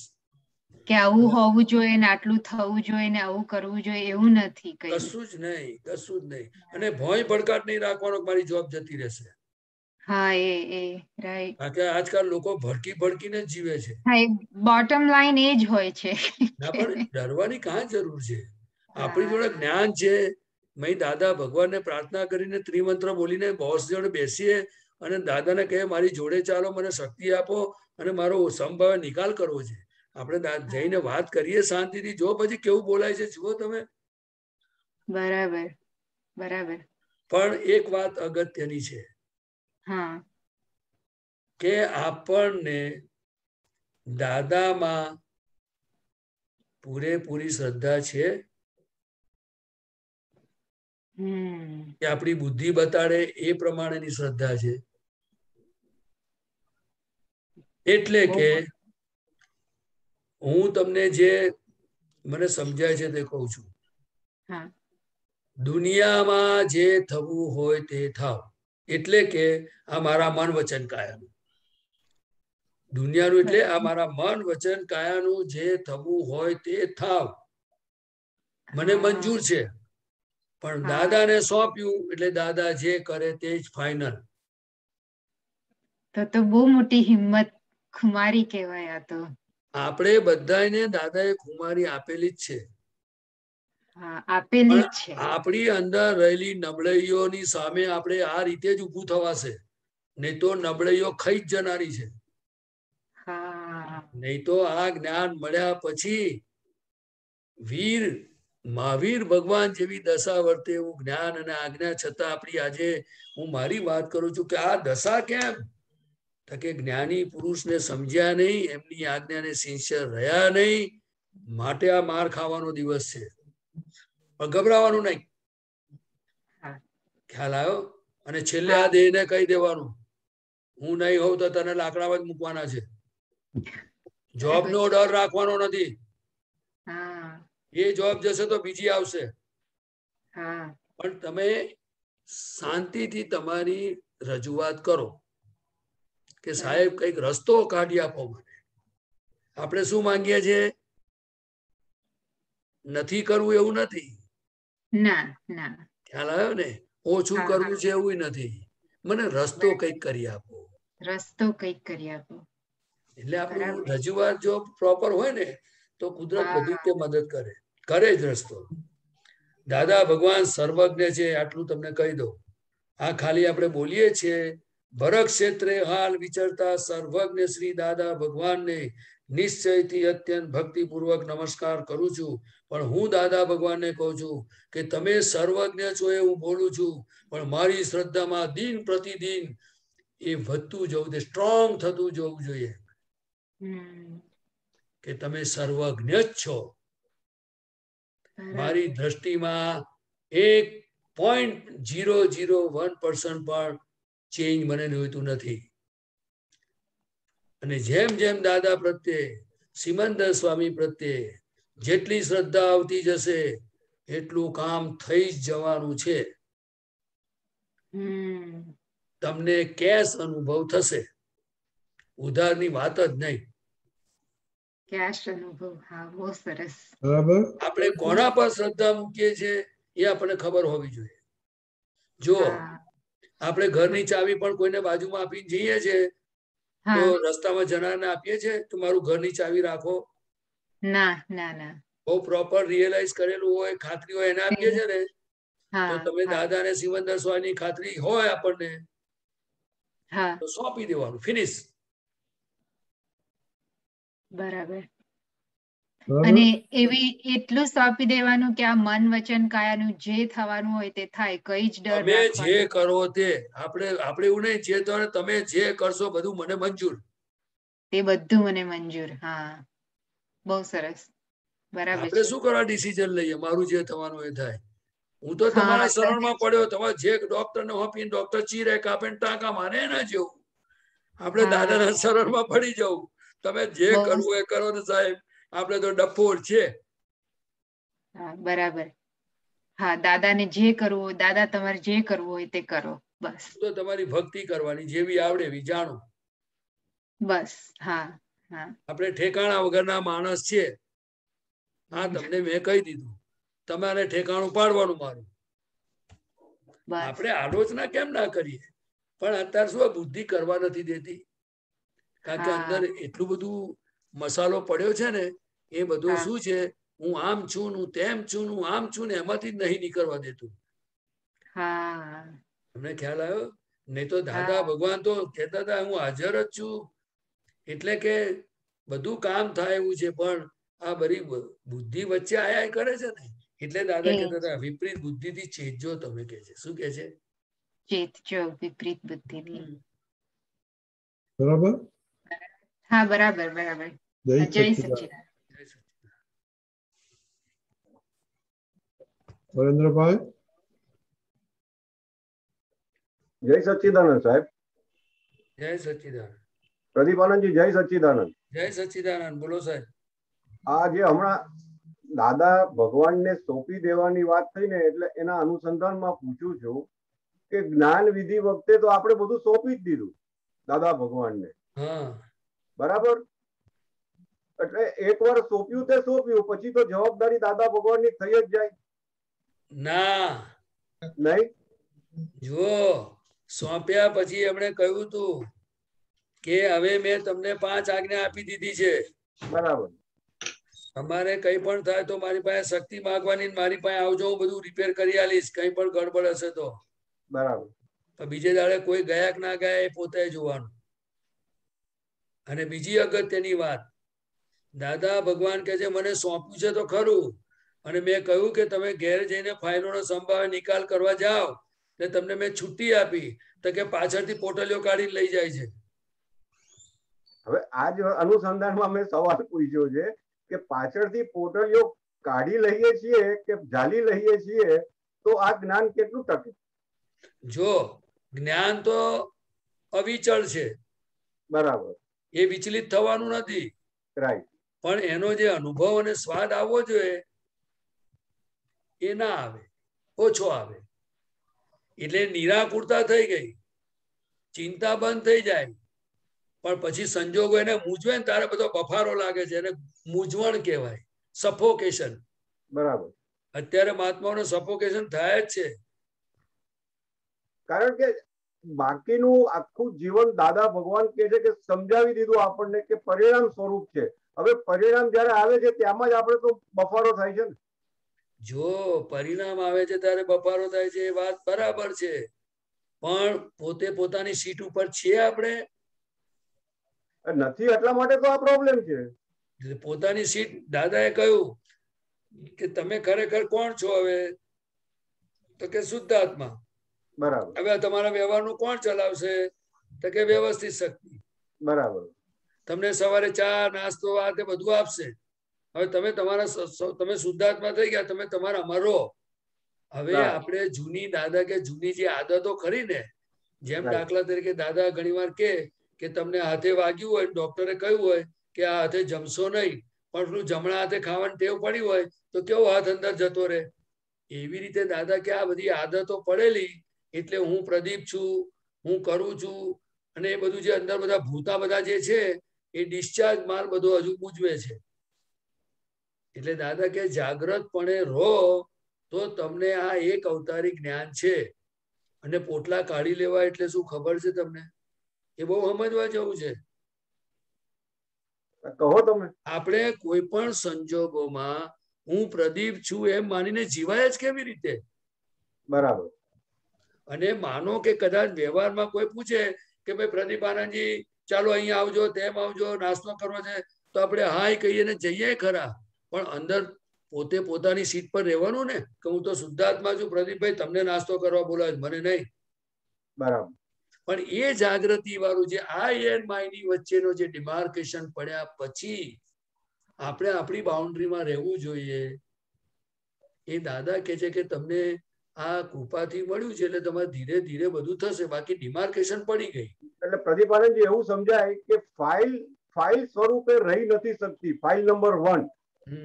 બરાબર. અને એના જ કારણે મારી જે દાદા ભગવાને સહજ દશા આપી છે એ દશા ખુલ્લી જ થતી નથી, કારણ કે હું ફાઇલ સ્વરૂપે જ્યાં સુધી મને પોતાને સમજી નથી શકતો સામે મને ફાઇલ દેખાતી જ નથી. હું તમને કહું માથું દુખે તો કે મારું મને માથું દુખે છે. હવે બોલવાનો દાદા કે ભાષા લૌકિકમાં આવું જ બોલાય, પણ અંદર તે વખત રાખવાનું કે ભાઈ હું તો માથું મારે છે જ ક્યાં તો મને દુખવાનું છે, હું તો શુદ્ધાત્મા છું, અવ્યાભાસ સ્વરૂપ છું. પછી ચાલો તમને દવાખાને લઈ જાઉં, લાવો વિક્સ લગાવું, લાવો ગોળી અપાવું. પણ આ નાના નાના પ્રસંગોમાં આ દેહની અંદરથી જો આપણે જુદા પડ્યા પછી જુદા નથી રહેતા, હવે એ ભૂલ કોણ ભાંગશે? જુદા થયા પછી અંદર વાળા ગમે એટલું ભરમાવે કે હું પ્રદીપ છું, પણ આપણને તો હોવું જોઈએ ને કે હું તો શુદ્ધાત્મા જ છું ભાઈ, રાઈટ, એમ કહેવા માંગે છે. એટલે દાદાએ શું કહેલું કે તમારે પ્રયોગમાં જવું જોઈએ, બીજું કહે સત્સંગમાં પડી રહેવું જોઈએ, અને તમારે આ બધી એક એક વાતની ગેડ પાડવી જોઈએ. એ શબ્દ બોલતા હતા એવું કહું છું, ગેડ પાડી લેજો આ જ્ઞાનમાં. ગેડ એટલે નવું કપડું હોય ને તારે પેલો ટેલર છે ને ઇસ્ત્રી વાળાને ત્યાં આપી આવે, એટલે એ જે ઇસ્ત્રીની જે ગેડ પડી ગઈ ને પછી એની પર જ ઇસ્ત્રીઓ ફેરવ્યા કરવાની. બરાબર, વાત પાડી દેવી જોઈએ. હા, એ બધું એ ગેડ બોલતા હતા દાદા, સમજી ગયા ને?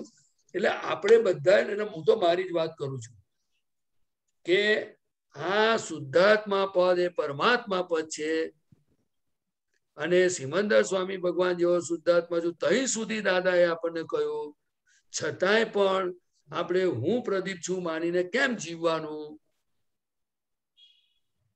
બરાબર. અને આપણે આનું બધું વ્યવસ્થિત ચલાવે છે. હું તમને કહું, આપણે રાતે ઉઈ જતો તો આપણે જાગીએ છીએ, એની મહેનત શ્વાસોશ્વાસ ચાલે છે, ચાલે છે ને? હવે તમે મને કહો, આ આખી સિસ્ટમ ને કુદરત ચલાવે છે. હવે આટલું બધું વિજ્ઞાન હોવા છતાં આપણે જો પ્રયોગમાં ન જઈએ અને પોતે પોતાનામાં ન રહીએ અને અભ્યાસ ના થાય તો પછી શું થાય? પછી તમે સહજ કહો તો કેવી રીતે થાય? પોતાનું સુખ કેવી રીતે આવે? સંજોગોની અસરો આપણને થઈ જાય, રિએક્શન થાય, બધું જ થાય. પણ રિએક્શન થાય એનો વાંધો નથી, પણ આપણને ખબર પડવી જોઈએ. દાદા શું કે છે કે તમને કૃપાથી મળ્યું છે એટલે કંઈ પણ મન વચન કાયમાં થાય, પણ તમને ખબર પડવી જોઈએ. તો કે શું? તો કે આ પ્રદીપને થયું એમ, મને નહીં. સમજ્યા તમે? રાઈટ. ભૂખ લાગી તો બોલવાનું કરું, ભૂખ લાગી છે મને, પણ એ મને બોલનારો હોય પણ એ જુદો ને હું જુદો. હવે આ આંતરિક વિજ્ઞાન છે. હવે આવું ગજબનું વિજ્ઞાન તીર્થંકર ભગવંતોના હૃદયમાં હતું. દાદા કે છે એ વિજ્ઞાન આપણને રસ્તે ચાલનાર એવા મારા જીવનને આપી દીધું. તમે તો મોટા માણસ છો, એટલે હજી સુધારો કરવાનો જ હતો કે એમાં અપવાદ કયું આવે અને અપવાદ વગરના કોણ આવે, એમ મારા જેવાને તમે કહો છો. એટલે હું જનરલ વાત કહેવા શું માંગુ છું, દાદા ભગવાન કહેતા હતા બધા માઇનસ માર્ક મારા જ આવ્યા જ મારી આગળ. જો એક વસ્તુ છે, દાદા ભલે બોલે, પણ હું કહેવા શું માંગુ છું કે આપણને મળ્યું છે તો એનો વિનય કરવો જોઈએ કે નહીં? એક્ઝેક્ટલી. આપણે એમની આજ્ઞાને સિન્સિયર થવા માટે માથાકૂટ કરવી જોઈએ કે નહીં? બરાબર. અને આજ્ઞા ના પડાય તો રાતે સુઈને પ્રતિક્રમણ માફી માંગીને સૂવું જોઈએ કે નહીં? રાઈટ. અને મય ખટકારો થવો જોઈએ કે નહીં? કારણ કે આપણે આપણું અહિત કેમ કરવાનું? એમાં કઈ દાદા ભગવાનને કોઈ લેવા પ્રશ્ન આવતો નથી, એમનું કેવળ જ્ઞાન ખુલી ગયેલું છે. બરાબર છે. પણ મારું પૂર્ણાહુતિનો રસ્તો મળ્યો, જે બીજ થઈ એની પૂનમ સુધીની યાત્રામાં મારે કેમ પોલ મારવા દેવાની? આ વાત મને લાગે છે, એ કહું છું તમને. એકદમ બરાબર, ટુ ધ પોઈન્ટ વાત છે આ તમારી. અને હું શું કહું છું કે મને એવું સમજાય છે કે દાદાએ તો કરાજીને બધું કરી નાખો રાતની રાતમાં, હું તો કહ્યું નથી. દાદા કે ધીરે ધીરે તમે સત્સંગમાં સમજતા જજો અને એ જે સમજણ પડી એને તમે ઘૂંટતા જજો. એને અમને દાદા ભગવાન શું કહેતા હતા કહું કે દાદા ભગવાન એવું કહેતા હતા અમે જયારે એમની પાસેથી રાતે 10-11 વાગે ઘેર જઈએ ત્યારે દાદા પછીથી અમને કહેતા હતા કે અલ્યા તમે આ સત્સંગ બધો સાંભળ્યો. અમે કહ્યું દાદા બહુ મજા આવી આજે સત્સંગમાં. દાદા કે ઘેર જઈને વાગોળજો. હવે અમે ગામડામાં રહેલા એટલે ગામડામાં ખબર કે વાગોળવું એટલે શું કે ભેંસો ગમાણમાં રાણા ખાઈ અને બેઠું બેઠી મોડું હલાવતી હોય. બરાબર. એટલે એ ચાયા કરે. એટલે દાદા કે આ સત્સંગ વાગોળજો. પણ તમને હું ખરેખર આજે પણ દાદાની સાક્ષી કહું છું કે એ દાદાની હાજરીમાં મારાથી કશું બન્યું નથી ને આજે નથી બનતું એટલું બધું. તમે જે કહ્યું ને કે પણ એ વાગોળવું એટલે કે આ દેહથી જુદો છું, આ જે અસરો થાય છે તે શરીરને થાય છે એનાથી હું જુદો છું. એ જે જુદું પાડવાનો જે પ્રોસેસ છે એ પ્રયોગ છે દાદાએ છૂટું પાડી દીધું છે. પણ જે અનુભવમાં આવતું જાય આપણને પોતાને જ્ઞાન પ્રત્યે જે શ્રદ્ધા આવતી જાય પછી જે અંદર સુખ આવતું જાય અને દરેક ક્રિયામાં જે મારાપણું ને કરતાપણું બધું જે અંદર ભરેલો માલ નીકળતી ઘડીએ આપણે જ્ઞાતાપણું ખુલ્લું થતું જાય કે ભાઈ હું તો આ જ છું આ નથી. બરાબર. એ પાકું થતું જાય એ કેટલી જરૂરી હશે. એ જ જરૂરી છે. એટલે દાદાએ શું કહ્યું પછી જો બીજો ઓપ્શન દાદાએ કે મહાત્માઓ તમારે બધાને ફાઇલો હોય એટલે ફાઇલો હોય ને ત્યારે તમારે ફાઇલનો સંભાવ્ય નિકાલ કરવાનો. એ દાદા અમને કહેતા હતા કે નોકરી કરવા જાઓ ને તો કંપનીનો પગાર લો ને એટલે તે વખતે હું શુદ્ધાત્મા બુદ્ધાત્મા કશું ના કરાય બધું કામ કરવાનું કે છે. અને પછી જયારે તમારા કામમાં થોડો પોઝ પડે ને ત્યારે હું શુદ્ધાત્મા છું કરી પાછું તમારે જ્ઞાન ગોઠવવાનું. કે આપણે પગાર લઈએ છે ને. અને બીજું દાદા ભગવાને ખાસ કહ્યું કે જો તમે આ અનુભવમાંથી નહીં નીકળો તો તમે કોઈને કામ નહીં લાગો. એટલે આ વાત એવી છે કે આપણે ફાઇલો હોય તે વખતે જ્ઞાનની માથાફોડ નહીં કરવાની. પણ જયારે કંઈક અવકાશ હોય ત્યારે આપણા લોકો કોઈ પેપરમાં પડી જાય, કોઈ ટીવીમાં પડી જાય, કોઈ બીજામાં પડે. કારણ કે સંજોગો તો બધા આયા જ કરે, બધા ભરેલો માલ ફૂટ્યા કરે. પણ આપણે કેવી રીતે અવકાશમાં પોતાના સ્વરૂપમાં રહેવું બરાબર એ પુરુષાર્થ આપણે બધાએ પોતપોતાની રીતે ગોઠવી શકાય એવું છે. હવે તમે પ્રતિપાનંદજી આપણે જે કહ્યું ને કે દાદાએ કીધેલું કે ધીરે રહીને આ સમજજો, તો જે દાદા ભગવાન ઘણી વાર કહેતા હતા કે ધીરેથી ઉતાવળ કરજો, એ કયા સંદર્ભમાં સમજવાનું?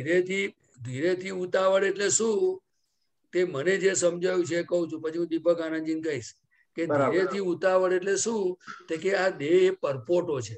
બરાબર. હવે પરપોટો ક્યારે ફૂટે એનું ઠેકાણું ખરું? નહીં.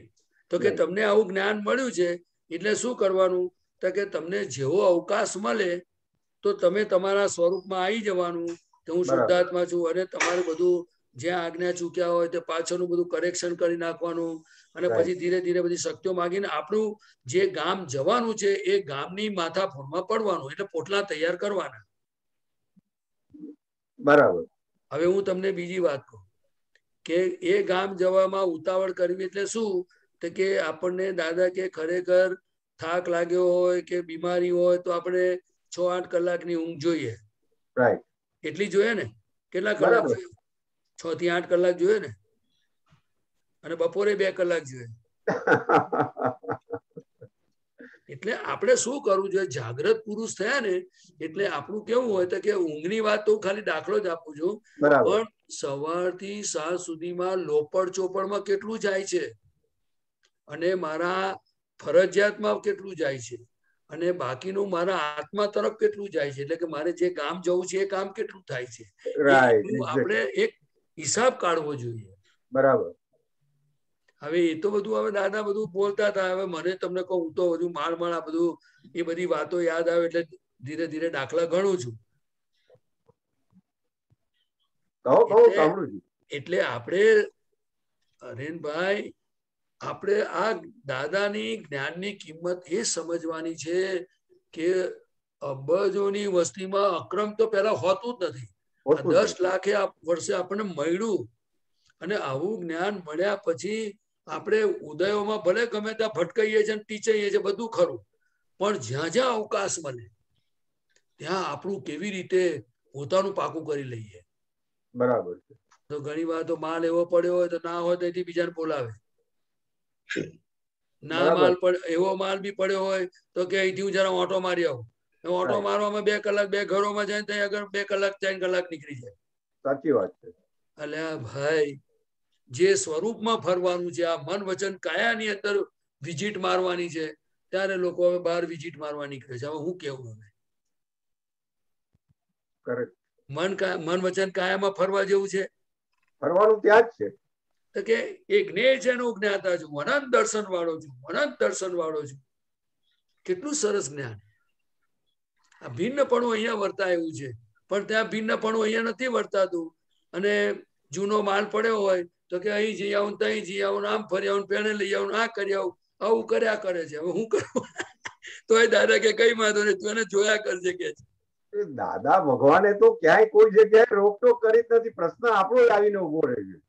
એટલે આપણે પુરુષાર્થ દરેક અવસ્થામાં આ અક્રમ વિજ્ઞાન ને 5 આજ્ઞા કોઈ સંજોગોને નડતી નથી ને અડતી નથી. ફક્ત જાગૃતિ અને એની સમજ જેટલી પાકી થતી જાય તો સંજોગો કોઈને નડે નહીં, નડે નહીં. એવું છે આ. બરાબર. એટલે આપણે પોતપોતાને એવું નથી કહેતો બહાર નહીં જવું. મારું એવું કે એકાંતિક વાત નથી કરતો. કહેવા એ માંગુ છું કે જાગ્રતપણે બધે જીવવાની આપણે પુરુષાર્થ માંડવા જેવો છે, કારણ કે સ્વભાવમાં જાગ્યા છે માટે. બરાબર. સ્વભાવ જાગૃતિ મળી છે, દ્રષ્ટિ મળી છે. અને જાગ્યા પછી આપણે આપણામાં ના રહેવું, એ તો હવે એને શું કહેવાય તો દાદા જ જાણે. નહીં તો દાદા ભગવાન એકવાર સત્સંગમાં બોલેલા, એ તમને કહું છું કે દાદા કે છે કે મેં તમને શું આપ્યું છે એની કિંમત તમને ખબર નહીં પડે. પણ જો અત્યારે મહાવીર ભગવાન અહીંયા આવી જાય અને તમે એમને પૂછો કે આ દાદાએ મને શું આપ્યું છે, તો મહાવીર ભગવાન કહેશે કે આ શું આપ્યું છે. આ શબ્દો એમના મેં સાંભળેલા કહું છું. બરાબર સાહેબ, પરફેક્ટ પરફેક્ટ. એટલે આવું વિતરાગોનું વિજ્ઞાન અને આવા કડી કાળમાં આપણે બધો ઠેકાણા વગરનો માલ અને આવા સરસ દાદા મળ્યા, આવું જ્ઞાન મળ્યું, આવો સત્સંગ મળ્યો. અને હજુ જો આપણે જાગૃત નહીં થયા તો કોના ચોપડે ખોટ? ગમે તેટલા પૌદ્ગલિક સુખો કેમ ના આવતા હોય. ચક્રવર્તી રાજા ભરતજી એક આંગળીમાંથી વીંટી નીકળી ગઈ અને એને વિચારધારા શરૂ થઈ ગઈ. ભરત ચક્રવર્તી રાજા કે મારે લીધે આ કે વીંટીને લીધે, અને એમાં એમને કેવળ જ્ઞાન થઈ ગયું. હવે આપણે તો એટલી શક્તિ નથી લાયા, આપણને બધાને ખબર છે. પણ આ બધી વાતો આપણને કેટલી કામની છે કે શેના આધારે આ બેભાનપણું, શેના આધારે અજાગ્રતપણે જીવવાનું, શું કારણ છે આ બધું? આપણી જાતને પ્રશ્ન પૂછીએ ને તો આપણને બધાને જવાબ જડે કે સર્વ આ ટ્રેક ખોટી છે, આ લઈ જનાર કોણ છે એને ઓળખો આપણે. અને જ્યાં સુધી છે ને દાદા કહેતા હતા વીરોનો માર્ગ ને, એટલે અંદર કુમારી જો આવે ને તો જ એકદમ બૂમ પાડશો ને કે હે બે સાલે, આમ તો બધું ભાગે એવું છે. નહીં તો આ બધા અંદર બધા છે ને, નહીં તો બધા ચૂપચાપ બધા અંદર પોલું ઢેડ કરી નાખે એવા છે આ લોકો. એટલે દાદા કહેતા હતા બહુ ચેતવા જેવું. આ જગતમાં તમારાથી મારાથી ચેતવાની બહુ જરૂર નથી, પણ જે અંદરની મશીનરીમાં જે બધા બેઠેલો માલ બધો છે ને, જે બધી આખી રેજિમેન્ટો, અંતસ્કરણમાં બધી સિસ્ટમો, એ બધી ખતરનાક છે એક એક. પણ એ જયારે મને દેખાશે એમની કૃપાથી ત્યારે હું તમને કોઈક દાળ કહીશ પછી કે જો આ કોણ આ ધંધા માંડ્યા છે, કોણે માંડ્યા છે. આપણને આત્મામાં ના રહેવા દે. હરેનભાઈ શું વાત કરો તમે? દાદાની કૃપા ને પ્રજ્ઞા શક્તિ ને ધન્ય છે દાદા ભગવાનને કે ભરત ચેતના પગાર આપવાના બંધ થઈ ગયા અને સીધી પ્રજ્ઞા શક્તિ ઉત્પન્ન થઈ ગઈ તો આપણે ફાવી ગયા, બધા ફાવી ગયા. બરાબર છે. અને હજુ હું કઉ છું કે જે બી દાદા દાદા કરશે ને એને માથે પડતા શીખો. માથે પડવું એટલે કે મારે મોક્ષ સિવાય કાંઈ જોઈતું નથી. ભલે મને દુઃખો પડે, જે પડે આ બધું તમને હોય આવે, પણ મારો ઉકેલ લાવો દાદા. Right, exactly. અને હંમેશા જેનો ઉકેલ આવ્યો હોય એની પાસે જઈએ તો ઉકેલ આવે કે બીજી જગ્યાએ આવે? બરાબર, ત્યાં જ આવશે ઉકેલ, ત્યાં જ ઉકેલ. હું કઉ છું કે જેને જગત કલ્યાણની ભાવના કરી 10 લાખ વર્ષમાં, એની આપણે તો થોડી ઘણી તો આપણે વિનય કરીએ તો ફાયદો થાય કે ના થાય? પૂર્ણ વિનય કરવાની જરૂર છે. પૂર્ણ વિનય મને તો એમ થાય કે નવરા પડે તો દાદા દાદા કેમ ના કરીએ, એમની પાસે બેસીએ, વાતો કરીએ, શક્તિ માંગીએ. દાદા આજે તો બહુ ભૂલો કરી, આજે તો દાદા લાડવા ખાવા મજા આવી ગઈ, સારું બેભાનપણું થઈ ગયું, પણ દાદા હવે મારું રાગે પાડો તમે, મારું તો જાગ્રત પડે જીવું. પણ દાદા ગમે તો વાતો કરે ને, આપણે લોકો એકબીજા ગમે તો વાતો કરે, પણ દાદા ગમે તારે ને, અને લોકો જોડે ટાઈમ પૂરો થઈ જાય એટલે ઊંઘ આવી જાય. બરાબર. ને દાદા પાસે ટાઈમ રહેવો જોઈએ ને. એટલે મને એવું લાગે છે કે આપણે જો નક્કી કરીશું ને તો જરૂર કુદરત આપણને દાદાની જોડે રાખશે, સંયોગો ભેગા થશે. હા રાખશે, જરૂર રાખશે. રાઈટ રાઈટ અને પરફેક્ટ. ખરેખર તમને કહું, આ હૃદયની આગ, બળતરા, પ્રશ્નો દાદાના ચરણોમાં ઠાલવવાની આ ઉત્કૃષ્ટમાં ઉત્કૃષ્ટ આ કાળની જગ્યા છે. અહીંયા સર્વસ્વ કામ નીકળે એવું છે. અને બીજા સિમંદર સ્વામીજી ખરેખર જેને કાઢવું હોય એ પછી, આ તો મને જેવું સમજાય એવું બોલું છું. ના ના બરાબર છે સાહેબ. દીપક આનંદજી બે શબ્દો બોલે કઈ કાના પર. દીપક આનંદજી સાહેબ બે શબ્દો બોલજો કઈ. તેના માટે હવે બોલવાના એ કઈ બોલો તે. હા જે કઈ બોલવાના. Please please please. જો આપણે ખાસ જે કીધું છે ને,